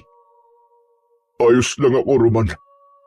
Ang mahalaga, ligtas na ako at kayo. Hinanap kita, anak, dahil nabalitaan ko ang nangyari sa inyo din, Danilo. Nag-alala ako sa iyo dahil akala ko napahama ka na. At sinabi ni Milen na nakita ka raw niyang kasama ni Lolo Malik. Pumunta raw kayo sa kakahuyan. Sinundan ko kayo ngunit nakita ko nakahandusay si Pedring sa lupa. At yun ang naabutan ni Kapitan Basco. Nang oras na yun, nawala ang mga inuling ni Pedring.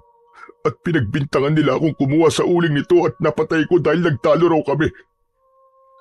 At dami nilang ipinaratang sa akin at gumawa ng kung ano-anong kwento tungkol sa akin.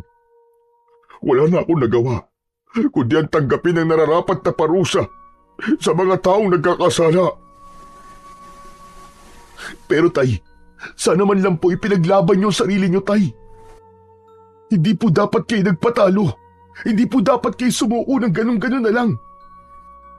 Dahil habang buhay po, na magiging tingin nila sa inyo at sa pamilya natin na isang pamilya na magnanakaw at mamamatay tao. Pero wag na po kayo mag-alala ngayon. Dahil napatunayan ko na po sa kanila na ang pumatay kay Mang Pedring ay ang mga aswang na ukluban na nag-aanyong ibon na uwak. Nalantad na rin po sa lahat ang totoong pagkatao ni Kapitan Basco. Malinis na po ang pangalan niyo, tay. Diyos ko, maraming salamat, anak. Teka, ang paa mo. Paano nangyari yun? Dahil po dito, tay. Dahil po dito sa baston na hawak ko, binigyan niya ako ng kapangyarihang makapaglakad ng maayos. Teka, saan mo nakuha ang baston na yan, anak? Itinuro po sa akin ni Lolo Malik. Nakabaon po to sa gitna ng kagubatan. Gawa daw po ito sa ulo ng dragon at ang baston mismo ay nagmula naman sa sungay ng dragon na napatay noon ng mga mandirigmang may sumpa. Anak, anong ibig sabihin ng mandirigmang may sumpa? Sila po ang mga taong may dalang kapangyarihan na bunga ng sumpa. Maaaring lakas o kakayahang makipaglaban sa mga nilalang ng dilim. Sa pamamagitan ng kanilang malakas na orasyon, napatay po nila ang dragon. Kaya ang kanyang sungay ang ginamit upang gumawa ng sandatang papatay sa pinakamalakas na kampo ng kadiliman na merong itim na kapangyarihan. Yun din po ang dahilan kung bakit ang baston ang pinakahuling sangkap para magising ang kanilang pinuno na itim na dragon na siyang tatalo naman po sa aking kapangyarihan. Kung ganun pala, anak, nasa panganib ang buhay mo dahil marami magtatangka sa baston na hawak mo. Opo, tay. Bawal na rin po akong humawak ng uling, tay. Dahil yun daw po ang kahinaan ko. Lahat ng may kinalaman sa itim na kulay. Dahil madali raw po ako matatalo ng itim na hipnotismo ng mga aswang at magagamit ang baston sa pag-asik po nila ng lagim. Naghari ang katahimikan sa pagitan ni Mang Edwin at Roman, habang sina Martin at Aling Matilde naman ay bakas ang takot at pag-aalala sa mukha ng mga ito. Yumakap si Mang Edwin sa asawa at nag-aalalang humugot ng isang malalim na hininga. Halata ang takot na baka isang araw ay muli silang salakayin ng mga aswang. Kinabukasan, maagang nagising si Roman. Agad siyang napabalikwas ng bangon. Hinanap niya kagad ang kanyang baston. Mabuti na lang at hindi yun nawala sa kanyang tabi. Maya-maya pa ay bumaba siya sa kanyang katre at naglakad papunta sa kanilang kusina. Nadatnan niya ang kanyang ina na abala sa paghuhugas ng pinggan, habang ang kanya namang ama ay malayo ang tanaw sa labas ng bintana. Walang imikan ng dalawa na parabang malayo ang mga iniisip, kaya hindi na malayan ng mga ito na kanina pa siyang nakatayo sa tabi ng kanyang ama. "Tay, kumusta na po ang pakiramdam niyo?" Hindi kagad nakapagsalita si Mang Edwin sa tanong na yun ni Roman, dahil abala ito sa pagtanaw sa labas ng bintana. Kaya inulit pa ni Roman ang pagtatanong sa kanyang ama. Saka nito narinig ang sinabi niya. "Oh, anak, may itatanong ka ba?" "Opo, tay. Kinukumusta ko po ang pakiramdam niyo, kaya lang mukhang malalim po ang iniisip niyo eh. Ano po ba yun?" "Hindi kasi mawala sa isip ko ang matandang nagbigay sa iyo ng baston. Hindi ko lang talaga maalala ang kanyang itsura. Para kasing pamilyar sa akin ang pangalang Lolo Malik." Nagtataka nga rin po ako, tay. Para po kasing kilalang-kilala niya ako. Isa pa, pagkatapos po niyang maipaliwanag ang tungkol sa baston, bigla po siyang nawala sa paningin ko. Kasama po ang kubong nakatayo sa gitna ng kagubatan. Sa palagay niyo po, siya po kaya ang diwatang palaging gumagabay sa akin? Ilang beses po ako nalagay sa panganib at palagi rin po akong nakakaligtas dahil mayroon pong tumutulong sa akin. Teka, naisip ko lang. Hindi kaya si Lolo Malik ay isang ermitanyong nagbabantay sa kalikasan? Ayon kasi sa pagkakaalam ko, limitado lamang ang inilalagi ng mga ermitanyo sa mundo ng mga tao. Kaya kung minsan, madalas silang naglalaho kahit hindi pa nila natatapos ang kanilang mga sinasabi. Alam niyo po ba, tay? Nalaman ko rin po na siya po pala nagligtas sa akin nung maaksidente po ako sa ulingan. Patunay po dun ang sunog niyang balikat. Ipinakita niya po sa akin yung tay. Hindi ko na nga po nagamot ang sugat niya eh. Pinagtripan po kasi siya ng grupo ni Danilo. Kung ganun, matagal kanya nang binabantayan para sa baston, anak. Salamat sa kanya dahil palagi kanyang inililigtas. Ako nga raw po ang binatang hinirang. Yung batang nakatakda para sa baston. Ako raw po yun. 10 taon daw po niya akong hinintay para sa tamang pagkakataon sa paghuhukay ng baston. Nahulog sa malalim na pag-iisip si Mang Edwin, habang ang kanya namang ina na si Aling Matilde ay abala pa rin sa paghuhugas ng pinggan. Saka lang din naalala ni Mang Edwin ang itsura ng matanda nang mabanggit ni Roman ang tungkol sa pagkakaligtas nito sa anak. Habang nag-uusap ang mag-ama tungkol kay Lolo Malik, ay hindi sinasadyang nabitiwan ni Aling Matilde ang baso sa kamay nito. Humingi ito ng pasensya dahil nadulas daw ang baso. Napansin naman ni Roman na tila lumikot ang mga mata ng kanyang ina at biglang hindi mapakali. Nabaling lang ang kanyang atensyon sa gawi ni Mang Edwin nang magsalita ito. Anong plano mo ngayon, anak? Kailangan ko pong bumalik sa kagubatan. Hahanapin ko po ang bahay ni Lolo Malik. Sigurado ka ba na kaya mong pumuntang mag-isa ron, anak? Sasamahan kita. Tay, wag na po. Kaya ko na po itong mag-isa. Huwag niyo pong iwan si Nanay at Martin. Mabuti na po yung merong makakasama sa bahay si Nanay at Martin. Habang wala po ako. Nasa panganib din po mga buhay niyo dahil maaari nila kayong gamitin laban sa akin. Tumango si Mang Edwin bilang pagtugon sa sinabi ni Roman. Pagkalipas ng ilang minuto, nagpasya si Roman na simulan na ang paglalakad papunta sa kagubatan. Hahanapin niya ulit ang bahay ni Lolo Malik. Marami pa rin siyang hindi alam tungkol sa baston. Natitiyak niyang malakas ang kapangyarihan ng magiging kalaban niya. Ngunit pagdating niya sa gitnang kakahuyan, biglang naramdaman ni Roman ang paghampas ng matigas na bagay sa kanyang batok. Bumagsak siyang padapa sa lupa at nabitiwan niya ang baston. Hindi niya inaasahan ang biglang paglitaw ni Danilo kasama ang mga kaibigan nito.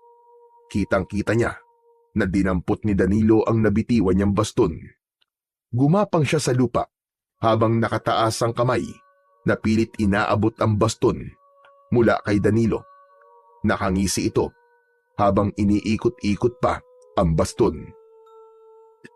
Ibalik niyo sa akin yan! Huwag niyong pakialaman ang baston ko! Bakit ko naman ibabalik sa ito, Roman? Kaya nga ako nandito para kunin ang baston na to. Nakalimutan mo na ba ang sinabi ko? Nababalikan kita. Hindi para sa iyo ang baston na yan. Hindi niyo alam kung ano ang ginagawa niyo. Ibalik niyo sa akin yan. Manigas ka. Dahil kahit kailan, hindi mo na mababawi ang baston na to sa akin. Ako na ang nagmamay-ari nito ngayon. Siya nga pala. Naalala mo ba ang bahay na nakita mo sa gitna ng kagubatan? Si Mang Teryo ang tatay ko. Yung madalas nakaaway ng tatay mo. Hindi mo itatanong kung bakit nasa kakahuyan kami, ha? Hindi ako interesadong malaman kung sino si Mang Teryo. Ang hina naman pala ng isip mo Sa tingin mo, bakit ko naman kukunin ang walang silbing basto na to? Kaya kami nakatira sa kakahuyan. Dahil kakaiba kami. O ano, hindi mo pa rin ba naiintindihan kung bakit ko kinuha ang baston sa'yo? Dahan-dahang bumangon si Roman habang sapu-sapo ang batok na tinamaan ng kahoy. Saka muling hinarap ang grupo ni Danilo. Bumundol ang kaba sa kanyang dibdib dahil alam na niya kung ano ang dahilan kung bakit pinag-interesan nito ang baston. Anong ibig mo sabihin, Danilo? Bakit mo kinuha ang baston ko? Tutal naman, malapit ka nang mamatay. Dapat lang na malaman mo ang buong katotohanan sa pagkatao namin ni Tatay. Si Tatay, ang alagad ng itim na dragon, nagigising sa aming pinuno. Simple lang, Roman. Si Mang Teryo ang tatay ko at tiyo ko naman, si Kapitan Basco. Astig, di ba? Malakas ang kapit namin kay Kapitan. Kaya nga, malaya ako na nagagawa ang mga gusto ko Hindi pa rin nagtatapos ang lahat. Dahil kapag naibigay ko na ang basto na to kay Tatay, ako na magmamay-ari nito. Mapapasunod ko ang dragon. Nagigisingin ang basto na to. Mga demonyo kayo. Hindi kayo magtatagumpay. Hindi ako makakapayag na magamit kayo sa kasamaan ng baston ko. Hindi na rin ako nagulat sa totoong pagkatao nyo. Matagal na kayong mga halimaw pati sa ugali. Kaya magsama-sama kayo. Dahil malapit ko nang wakasan ang mga buhay nyo. Ganun ba?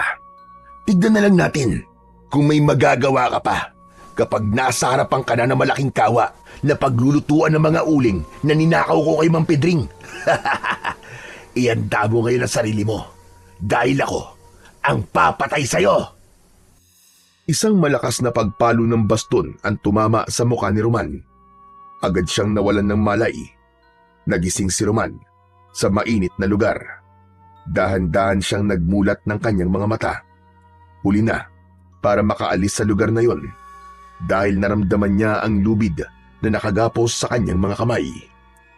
Wala siyang damit pang itaas habang naaamoy niya ang langis sa kanyang katawan. Mabaho ang singaw na parang nabubulok na dugo ng tao. Sa gitna ng kanyang kinakalagyan ay isang malawak na damuhan ang nakikita niya. Sa gitna ng damuhan sa harapan niya ay nakalagay naman ang malaking kawa na kumukulo sa sobrang init mula sa apoy. Habang ang uling ay nakalutang sa likidong unti-unting nabubuo dahil sa pagkaluto. Alam ni Roman, ang nakikita niyang kawa ay ang kagamitan sa pagsasagawa ng ritual ng mga aswang na hukluban para gisingin ang natutulog na itim na dragon. Nagpupumiglas si Roman upang makawala sa pagkakagapos ng kanyang kamay sa poste na kahoy. Narinig niya ang yabag ng mga paa ng mga nilalang na papalapit sa kanyang kinaroroonan.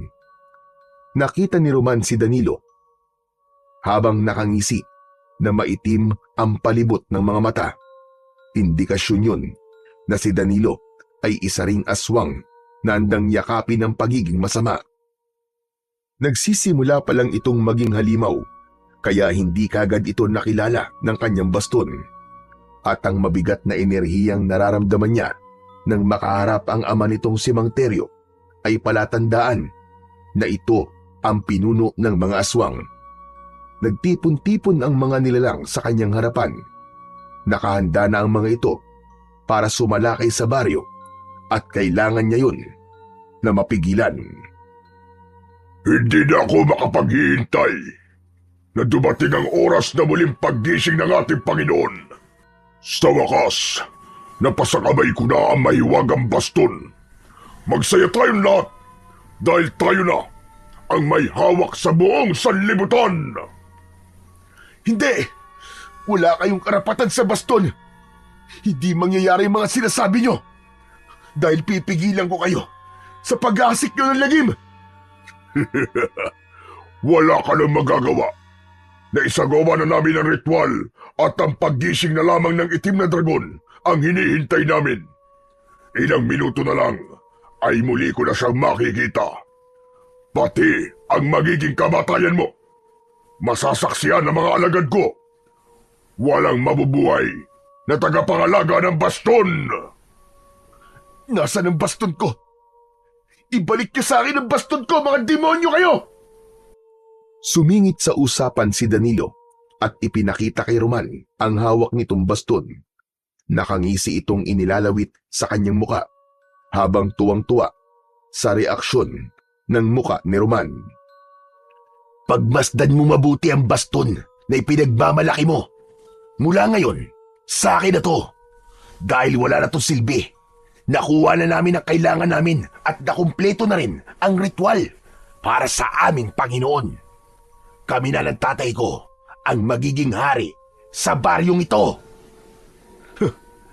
Hari palang tingin nyo sa sarili nyo, ah. Diyos lamang ang pinakamalakas na nilalang sa buong mundo. Ni sa kalahating parte ay wala kayo sa kalingkingan ng dakilang lumikha. At anong ipinagmamalaki mo, ha Danilo? Wala ka pang kapangyarihan at hindi ka pa rin ganap na aswang. Kung makikita mo lang ang itsura mo ngayon, ay iisipin mong puyat ka lang ng ilang gabi. Wala ka pang kakayahan. Tila napikon si Danilo sa sinabi ni Roman sa kanya. Kaya naman, mabilis nitong sinuntok ang muka ni Roman habang bakas sa mga mata nito ang galit. Anong sabi mo, Roman? Minamaliit mo ba ang kakayahan ko? Ano sinasabi mong hindi pa ako ganap na aswang, ha? Ano sa palagay mo, Danilo? Alam kong hindi ka pa ganap na aswang dahil ang tamang edad bago maging aswang ang lalaki ay 21 taon. Anong inilagay mo sa mata mo, uling? Para kang sira. Nangangarap ka ng gising. Wala ka pa sa tamang edad. Marami ka pang iinimin na dugo ng tao bago maging hari ng mga aswang. Sa madaling salita, inutil ka at walang silbing nilalang. Dala ng matinding galit ni Danilo sa lahat ng pang-aasar ni Roman. Ang baston mismo ang ginamit nito para ihampas sa kanyang katawan. Ngunit hindi niya ipinakita rito na nasasaktan siya. Sa halip, malakas niya itong pinagtawanan para tuluyang masira ang loob nito at mabawi niya ang baston rito. Kasunod ng pagdagundong ng huni ng nilalang sa impapawid, ang malakas naman na pagsigaw ni Mang Teryo. Nakatingala ito sa langit habang sumisigaw. Nakataas ang kamay nito na may hawak na tungkod. Nanlalaki ang mga mata ni Roman nang makita ang nakakatakot na nilalang sa impapawid. Isang kulay itim na usok na mayroong hugis na dragon ang nakita niyang nakalutang sa hangin. Nakatingin ito sa kanya at sa muling pagsigaw ni Mang Teryo ay inutusan itong patayin si Roman. Mahal naming Panginoon, patayin mo ang binatang nakagapos. Siya ang bagong tagapangalaga ng baston. Panonoorin ko kung paano ka mamatay sa kamay ng aming Panginoon, Roman. Habang nakagapos pa rin ang kamay ni Roman, ipinikit niya ang kanyang mga mata. Saka taimtim na nanalangin na sana ay gabayan siya ng Panginoon sa laban niya sa kampon ng kadiliman. Mabilis niyang iminulat ang kanyang mga mata at diretso ang titig sa hawak na baston ni Danilo. Inihiling ko sa aking baston na bumalik ka sa akin at putulin ang kamay ng taong nakialam sa aking sandata. Paulit-ulit na binigkas ni Roman ang mga salitang yun. Kaya naman, napansin niya ang paglitaw ng liwanag sa kanyang sandata, kasabay ng pagliliwanag ng kanyang mga mata. Isang malakas na pagtayo ang ginawa niya at buong puwersang sinira ang lubid na nakagapos sa kanyang mga kamay. Katulad ng sinabi ni Roman, naputol nga ang kamay ni Danilo na may hawak sa baston. Kaya naman, bumagsak sa lupa ang baston sa mismong tapat ni Roman. Kasing bilis ng kidlat na dinampot ni Roman ang kanyang sandata. Buong lakas niyang hinagupit ng palo ang sumisigaw na si Danilo dahil sa sakit. Hawak nito ang naputol na kamay dahil sa liwanag ng baston. Anak, ang kamay mo naputol ng baston. Tay, tulungan niyo ako. Patayin niyo si Roman. Akma na sanang susugod sa kanyang kinaroroonan si Mang Teryo. Subalit sinalubong niya ito ng palo ng baston sa ulo. Bumagsak ito ng pasadsad sa lupa, kasunod ng pag-atake sa kanyang kinaroroonan ng kulay itim na dragon. Bumuga ng naglalagablab na usok ang nilalang at iniharang ni Roman ang baston, kaya hindi siya tinablan ng usok mula sa kalaban. Umikot siya sa ere at itinaas ang baston habang nakatutok sa langit. Lumitaw ang umiikot na apoy papunta sa himpapawid sa kinaroroonan naman ng itim na dragon. Napansin niya na bumangon ang pinuno ng mga aswang na si Mang Teryo at Danilo para umatake sa kanya. Kaya naman, maagap niya uling ipinalo ang baston sa lupa. Lumikha yun ang paggalaw ng lupa, kaya muling bumagsak ang mga ito sa lupa. Isang mataas na pagtalon ang ginawa ni Roman at sakto yun sa pagbagsak niya sa kinaroroonan ng mag-ama. Tumama ang kanyang baston sa dibdib at sa tiyan ni Mang Teryo. Kasunod ng pagpalo naman niya sa ulo ni Danilo. Paulit-ulit siyang lumaban sa mga ito gamit ang baston, habang ang itim na dragon ay abala sa pag-iwas sa ipo-ipo na apoy na nilikha ng kanyang baston. Nasunog ang katawan ng mag-ama hanggang sa maging uling ang mga ito. Naiwan ang isa pang nilalang na patuloy na nakikipaglaban sa apoy na umaatake rito sa himpapawid. Lumitaw sa kanyang tabi si Lolo Malik na meron ding hawak na tungkod. Pagsamahin mo ang kapangyarihan ng lupa at hangin mula sa tungkod. Saka mo itutok sa kinaroroonan ng itim na dragon. Kahit masama ang loob ni Roman sa matanda, ay sinunod pa rin niya ang utos nito. Kagad siyang umikot sa kinatatayuan at itinusok ang dulo ng baston sa lupa. Kasabay ng pagsigaw ni Roman, ang muli niyang pagbunot sa sandata at iniangat niya yun sa ere. Lumitaw ang malakas na liwanag na tumuturo sa kinaroroonan ng itim na dragon. Kitang-kita niya ang pagbalot ng liwanag sa katawan ng itim na dragon, habang ang mga natitirang nilalang na may anyo na ibong uwak ay nasunog sa himpapawid at nagsibagsakan sa lupa ang mga nauling na katawan ng mga ito. Ganon din na nangyari sa itim na dragon. Yumanig ang buong paligid at nasunog ang mga uling na nakalagay sa kawa Yun pala ang pinagmulan ng mga aswang na hukluban. Nagsasagawa ng ritual sa paghahalo si Mang Teryo upang makagawa ng mga kampo nito at gawing alagad para sa pag-aasik ng lagim sa buong baryo. Tuluyang nawasak ang kagamitan ng mga ito. Nang maglaho ang mga kalaban, ay tuluyang natalo ni Roman ang itim na dragon. Sa kanya hinarap ang matanda na si Lolo Malik. Grabe naman kayo, Lolo Malik. Basta na lang po niyo akong iniwan. Bigla kayong nawala. Hindi ko po alam ang gagawin sa basto na to. Dahil alam ko na kaya mo, Roman. Kaya mong lumaban na mag-isa at nagawa mo nga ng maayos. Limitado lang ang aking kapangyarihan para manatili sa mundo nyo. Pagkatapos na matupad ang misyon ko sa pagtuturo sa iyo kung saan nakabaon ng baston, ay kinailangan ko na mawala para makabalik sa aming kaharian. Ibig sabihin, hindi po kayo ordinaryong tao, Lolo Malik. Lolo Malik, maraming salamat po sa pagkakaligtas niyo sa buhay ko. Wala yon. Kagaya na sinabi ko sa iyo, tagapagbantay ako ng kagubatan at ng baston. Isa lamang ang maihiling ko sa iyo at sa inyong lahat. Kaya ako sinabing, kahinaan mo ang paghawak ng uling dahil gusto kong malaman nyo na masama ang napili niyong trabaho para matigil na rin ang walang awang pagpuputol nyo sa mga puno para gawing uling. Nasisira nyo ang kagubatan at ang mga nangyayaring ito ay patunay na kayang gumawa ng aswang sa pamamagitan ng ritual na pag-uuling. Sana, huwag na kayong mag-uuling ng kahoy. Maya-maya pa ay dumating naman sina Mang Edwin at Aling Matilde kasama ang taong bayan. Narinig ng mga ito ang sinabi ni Lolo Malik. Nalaman din nila na kilala ng kanyang ina, si Lolo Malik, dahil ito pala ang huling babaeng pinaanak ni Lolo Malik sa kakahuyan. At si Roman, ang batang isinilang ni Aling Matilde na nakatakdang tatalo sa kampon ng kadiliman.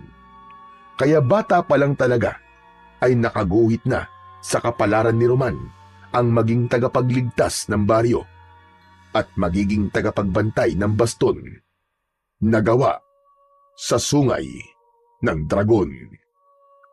O paano? Magpapaalam na ako sa inyong lahat. At dahil tuluyan ang napatay ni Roman ang itim na dragon, babalik na rin sa dati ang mga taong nabiktima ng hipnotismo ng mga aswang. Ang tinutukoy ni Lolo Malik ang mga naging kaibigan ni Danilo na ginamit sa paggawa ng kasamaan. Kasama ang dalawa pang lalaki na una ng naipnotismo ng aswang para idiin si Mang Edwin sa kasalanang hindi nito ginawa. Nangako rin ang mga tao na hindi na sila mag-uuling at puputol ng mga puno sa kagubatan. Tuluyang naglaho ang matanda sa kanilang paningin. Naramdaman ni Roman ang yakap ng kanyang mga magulang. Sobra rin na nagpapasalamat ang taong bayan sa pagtulong ni Roman sa kanila laban sa mga aswang na hukluban. Magmula ng gabing yon ay tuluyang nagbago ang mga tao. Wala nang nag-uuling at wala na rin nagpuputol ng mga puno sa kagubatan. Sa halip, nagtatanim sila ng mga puno at pinalitan nila ng bagong tanim ang mga punong nawala nang dahil sa pag-uuling at pagkakaingin. Habang si Kapitan Basco naman ay naglaho na parang bula, kasama ng buo nitong pamilya na isa ring mga aswang na napatay ni Roman sa laban. Kaya ang pumalit na kapitan ng baryo ng San Felix ay si Mang Edwin, na pinangungunahan ang pagtatanim ng mga puno sa kagubatan, habang si Roman naman ay nanatiling tagapangalaga at tagapagbantay ng nahukay na baston na gawa sa sungay ng dragon bilang tagapagtanggol ng liwanag at katarungan.